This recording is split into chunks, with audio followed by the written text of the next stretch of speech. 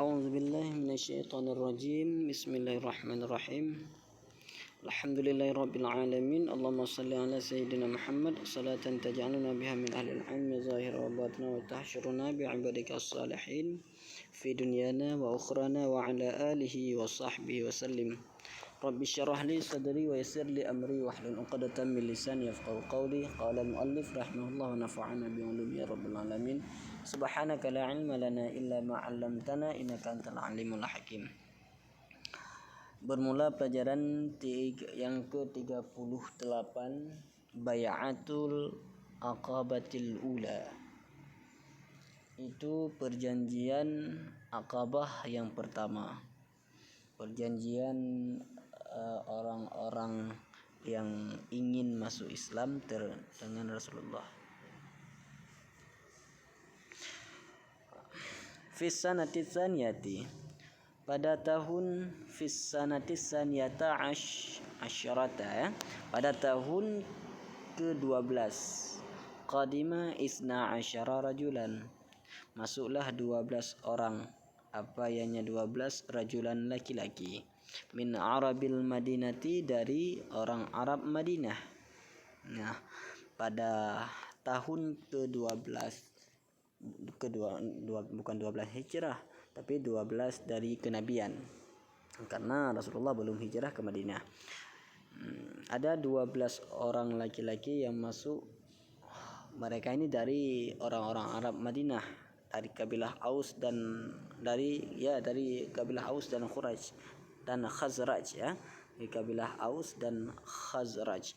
Ada 12 orang ini, karena di Madinah semua kabilah itu tersusun dalam dua kabilah yang besar, yaitu kabilah Aus dan Khazraj. Ini di tahun ke-12 dari kenabian, berarti usia Rasulullah telah memasuki 52 tahun. Berarti telah 12 tahun telah beliau menyebarkan agama Islam di Mekah, tapi ternyata pengikutnya masih sedikit. Untuk berdakwah masih bersembunyi-sembunyi. Ini ada 12 orang laki-laki yang datang dari Arab Madinah.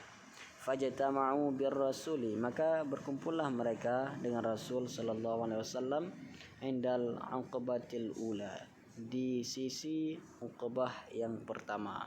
Ini Aqabah ini tempat-tempat yang agak ada tanjakannya, itu namanya Aqabah. Aqabah. Kalau di kitab-kitabnya kita Minhajul Abidin, kita sering mendengar Aqabah. Aqabah yang pertama, tahapan. Kalau di Minhajul Abidin kita mengartikannya tahapan. Ini tanjakan, tempat-tempat yang agak tinggi bertanjakan, itu namanya Aqabah.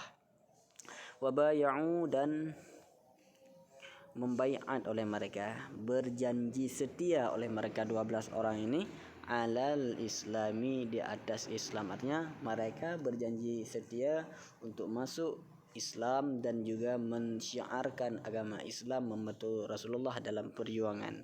Namun bisyurutin, dengan beberapa syarat.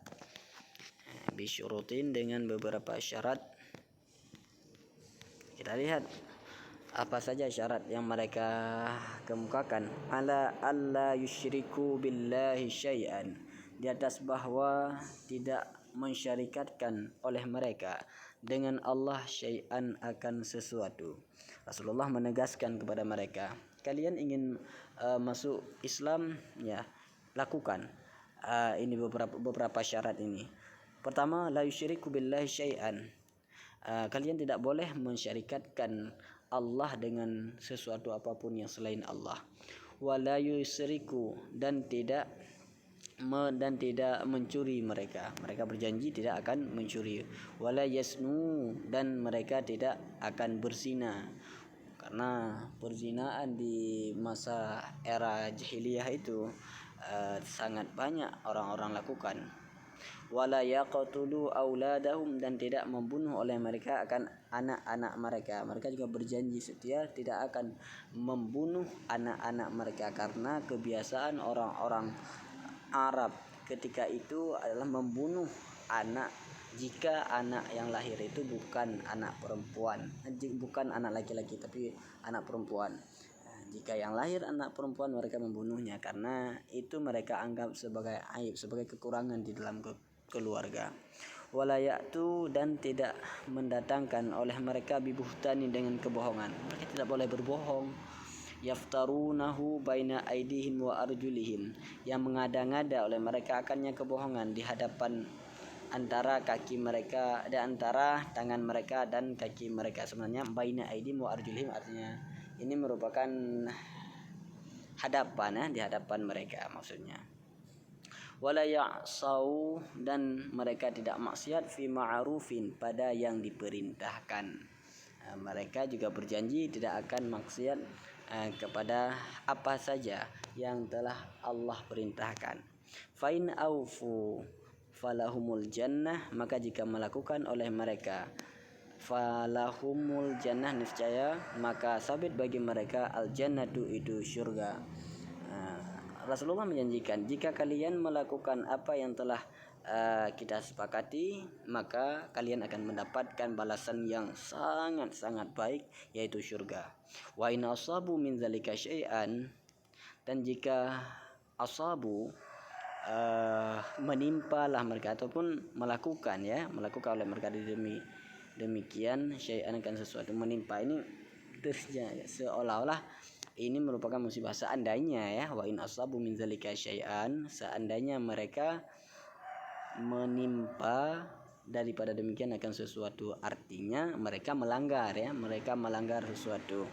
Telah ditetapkan dalam perjanjian tidak boleh musyarikat dengan Allah, tidak mencuri, mereka mencuri. Seandainya mereka mencuri, ditetapkan dalam perjanjian tidak berzina, namun mereka berzina. Tidak membunuh anak mereka, namun mereka membunuh. Jika itu dilakukan, fa amruhum ilallahi, niscaya maka bermula urusan mereka itu kepada Allah. Insya'a, jika menghendaki hanya Allah, ghafara, niscaya mengampunkan hanya Allah. Wa insya'a, dan jika menghendaki hanya Allah, azaba, niscaya mengazab ianya Allah. Tadi jika memang mereka melakukan apa yang telah disepakati, apa yang telah Rasulullah syaratkan, maka mereka akan mendapatkan syurga. Tapi kalau seandainya mereka melanggar perjanjian tersebut, Rasulullah tidak memvonis mereka masuk neraka, tapi Rasulullah katakan fa amruhum ilallah, maka perkara kalian kita serahkan kepada Allah. Mungkin saja Allah ingin memaafkan, boleh Allah akan memaafkan. Jika seandainya Allah ingin mengazab, maka Allah akan mengazab. Ini merupakan teladan bagi kita dalam menyiarkan agama Islam, agar kiranya kita tidak mudah memvonis seseorang yang mungkin perbuatannya melenceng dengan syariat Islam. Kita tidak boleh memvonis orang itu masuk neraka, karena ini fa amruhum ilallah, perkara mereka kita serahkan kepada Allah. Mungkin saja kita melihat seseorang melakukan perbuatan-perbuatan maksiat, namun Allah ingin memaafkan, itu kan hak Allah, tidak ada yang bisa mengganggu gugat. Makanya kita tidak boleh memvonis orang masuk neraka.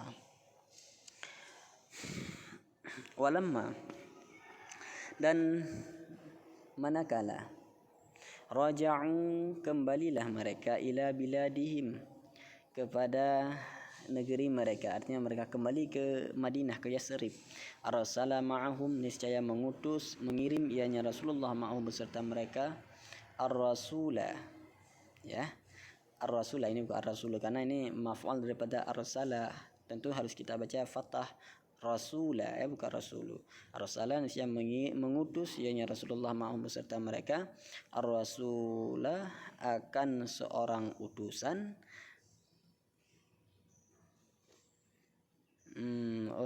Ternyata ini ar-rasul, ar-rasulu, bukan maf'ul daripada arsala. Rasulu ini fa'il daripada arsala. Saya mengutus beserta mereka rasul ya. Berarti maksud rasul ini adalah Rasulullah. Man akan siman yu'allimu yang mengajarkan ianya man akan mereka al-Islam akan Islam. Karena mereka cuma mengetahui tentang garis besar agama Islam. Mereka tidak tahu secara terperincinya bagaimana Islam, bagaimana akhlak dalam Islam, bagaimana ibadat-ibadat di dalam Islam yang lebih lanjut. Makanya Rasulullah mengirim seorang utusan wayufaq untuk mengajarkan mereka tentang Islam, wayufaqihahum fiddin, dan memberi paham ia nyaman akan mereka pada agama, mengajarkan agama. Fantasyaral islamu ya, bukan islami, fantasyaral islamu, maka tersebarlah Islam bisababihim, dengan sebab mereka. Ini ya cetakannya ada yang kurang, bisababihim, dengan sebab mereka 12 orang tadi. Hatta la yabqi, sehingga tidak tersisa baitun, satu rumah pun, mimbuyutin, dari rumah-rumah, mimbuyutil madinati, dari rumah-rumah Madinah, illa, kecuali wafihi sabit, dan sabit dalamnya rumah itu menyebutkan Islam. Sehingga karena mereka telah masuk Islam, kemudian menyebarkan Islam di Madinah, dengan sebab mereka seluruh rumah-rumah yang ada di Madinah semua ada yang menyebutkan Islam di dalam rumahnya. Mungkin saja semua yang ada di rumah semuanya masuk Islam, tapi ada juga yang sebahagiannya. Mungkin ada yang masuk Islam suaminya, istrinya belum. Ada yang masuk Islam anaknya, orang tuanya belum. Intinya tidak ada lagi rumah yang tersisa di Madinah yang tidak menyebutkan Islam, yang penduduknya yang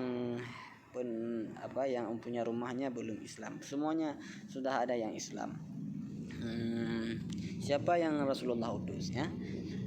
Utusan Rasulullah untuk mengajarkan Islam kepada penduduk Madinah, yaitu wahwa Mus'ab bin Umair, wa kana yusammal muqri ya. Utusan Rasulullah ke negeri Madinah adalah Mus'ab bin Umair. Beliau dinamakan dengan muqri, orang yang membaca. Luar biasa ini. Ini Mus'ab merupakan anak dari orang kaya. Orang tuanya kaya, tapi dulunya orang tuanya beragama bukan agama Islam. Kemudian Mus'ab masuk agama Islam, dan sebelum masuk agama Islam orang tuanya memfasilitasinya dengan berbagai macam fasilitas dari orang kaya. Namun ketika Mus'ab bin Umair masuk Islam, memeluk agama Islam, maka orang tuanya menyekat segala macam fasilitas. Uangnya nggak diberikan lagi, fasilitas yang seperti biasa diberikan nggak diberikan lagi. Ini merupakan perjuangan yang besar juga.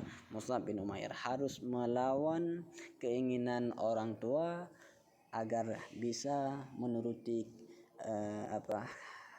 keridhaan Allah Subhanahu wa taala. Ya, Mus'ab bin Umair ini termasuk sahabat yang wajahnya tampan, hampir mirip dengan Rasulullah. Sehingga di perang Uhud beliau memakai baju perang, memakai topi perang, dan mukanya ditutup, kemudian yang terlihat cuma matanya, mata Mus'ab bin Umair. Persis orang-orang musyrikin mengira bahwa itu adalah Rasulullah.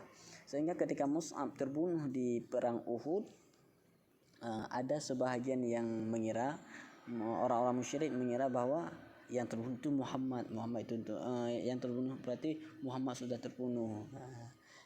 Sebegitu miripnya Mus'ab bin Umair dengan Rasulullah sallallahu alaihi wasallam. Ini luar biasa.